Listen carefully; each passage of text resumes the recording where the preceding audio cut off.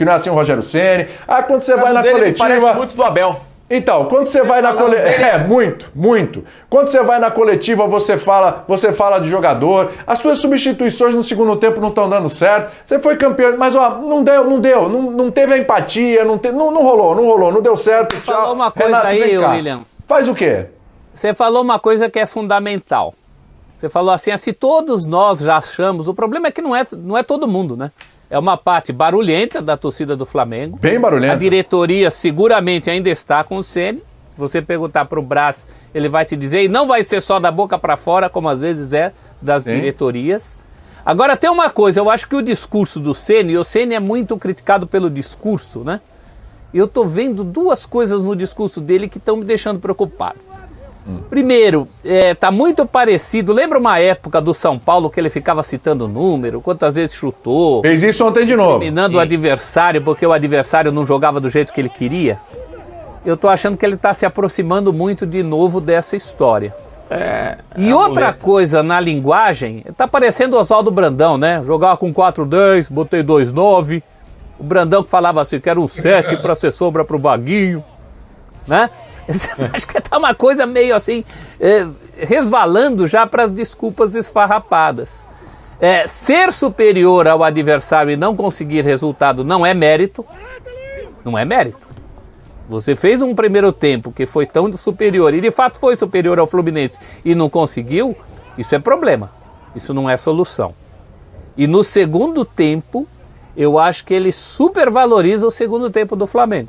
Eu acho que no segundo tempo o Fluminense fez o suficiente sim para resolver o resultado. Não foi só essa coisa, ele não falou diretamente isso, né?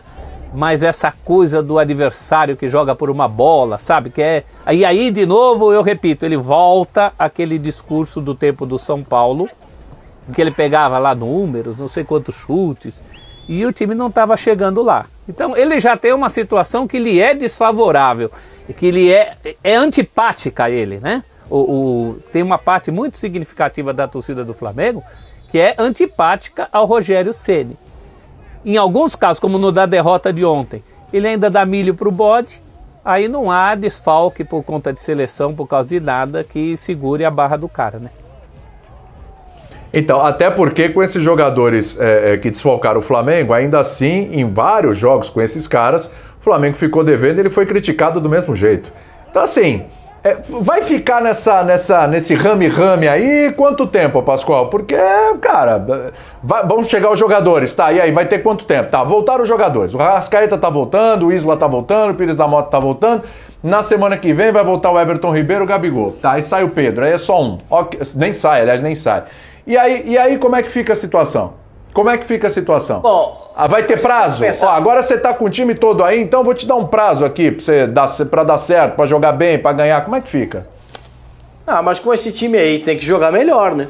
Com esses caras voltando com todo mundo pronto, tem que jogar melhor. Aí tem que jogar com 2 tempos com regularidade.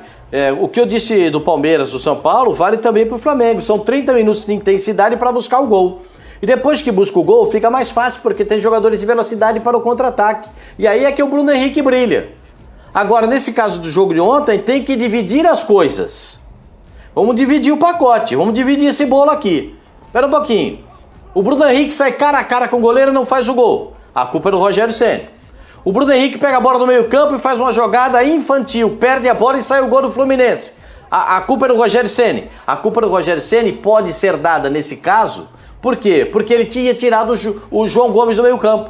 Foi. Quando ele tira o João, ele perde o meio campo. O Nenê joga de terno. O Nenê jogou de terno depois que pela tirou o João segunda vez Gomes do meio seguida, hein, campo. Pascoal, essa história do João, hein? O João segunda bem, vez seguida. E dessa vez não tem desculpa que tinha o outro jogo, não. Começa a culpa também.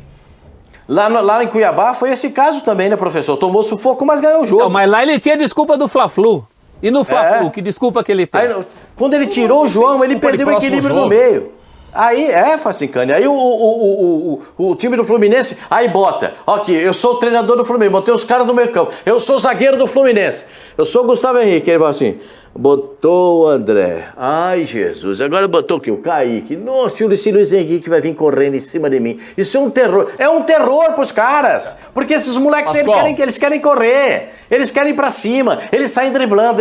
Eles mudam de direção com a bola dominada. É um inferno pra defesa adversária. Ele é muito técnico, mas fisicamente pra aguentar esse ritmo, ele precisaria de mais uma sombra pra dar uma ajudinha pra ele. Então, puxasse o Arão pra zaga pra fazer esse setor, trouxesse um volante um pouco mais rápido para compor e triangular ali defensivamente falando o setor que o Fluminense estava atacando a todo momento e ganhando o volume no segundo tempo, e não deixaria, obviamente, essa situação se tornar o que aconteceu com o gol que foi em cima do Gustavo Henrique. Então o Rogério leu muito mal, como ele tem lido mal os jogos em relação aos adversários.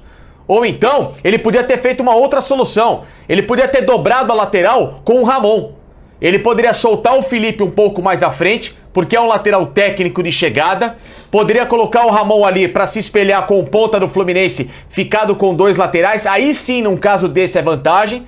Porque se você não tem uma opção para criar, desenvolver o jogo ofensivamente, eu vou subir um pouco o Felipe, que é um lateral um pouco mais técnico, para me dar essa qualidade de meio campo, de puxar um contra-ataque com mais inteligência, e eu seguro o Ramon, que é um lateral mais jovem, que é talentoso também, para espelhar com esse ponta que tá um inferno no segundo tempo.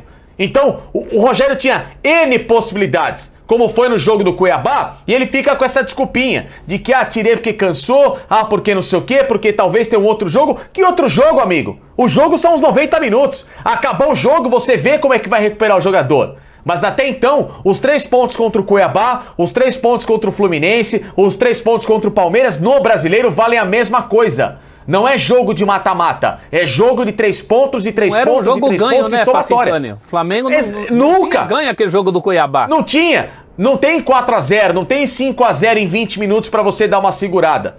Brasileiro hoje tá no limite pra todo mundo. Então, todas as decisões dele equivocadas, todas elas precisam também vir à tona e serem questionadas, e não somente os jogadores como ele tem feito. Porque o que ele faz na coletiva, ele racha elenco, ele racha grupo com esse tipo de atitude. Ô Sormani, deixa eu te perguntar uma coisa. Vamos lá. O Flamengo hoje é o 10º colocado no Campeonato Brasileiro, tem 12 pontos, tem 2 jogos a menos. Se vence esses 2 jogos a menos, vai a 18, com 18 seria o 4º colocado hoje, tá bom? O Flamengo está nas oitavas da Libertadores com um adversário ali possível. O Flamengo também está lá na Copa do Brasil. E o Flamengo já tem os títulos com o Rogério Ceni aí, o Brasileiro, a Supercopa do Brasil, o Campeonato Carioca. Eu até falei aqui que eu estava no terceiro parágrafo, uma carta pedindo com relação às ações do Rogério Ceni no jogo e na coletiva. Tá? Parei de escrever. Você trocaria o treinador hoje? Você iria lá na praia, fala, Renatão, opa, toma na caipirinha, legal, bacana, você tá aqui trocar uma ideia. Você faria isso ou não? O Belo Antônio rides again. Então, o Belo Antônio deu um sinal de vida.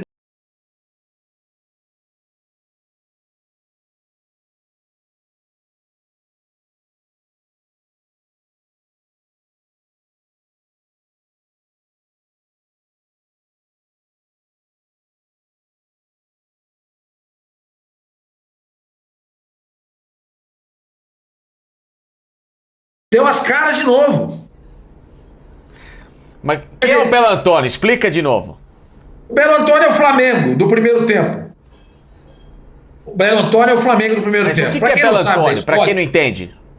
Pra quem não sabe da história... Rapidinho. Mas tem que contar. Rapidinho, mas explica.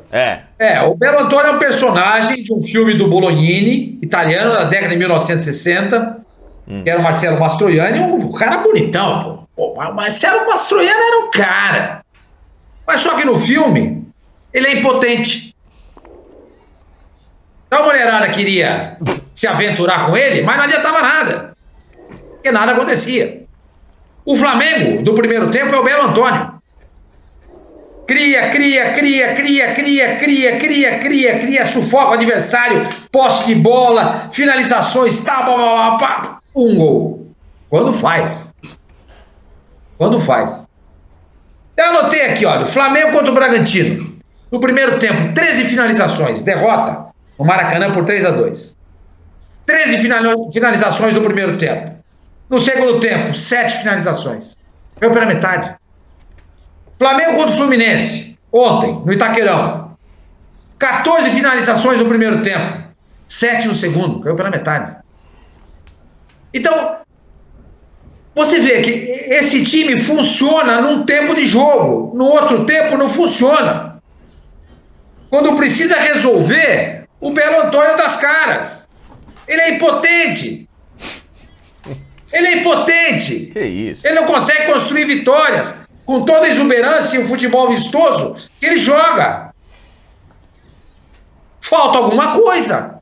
Quer dizer, o trabalho do Rogério Ceni, se você for olhar o Flamengo no primeiro tempo, ele é bem feito. Porque o Flamengo sufoca.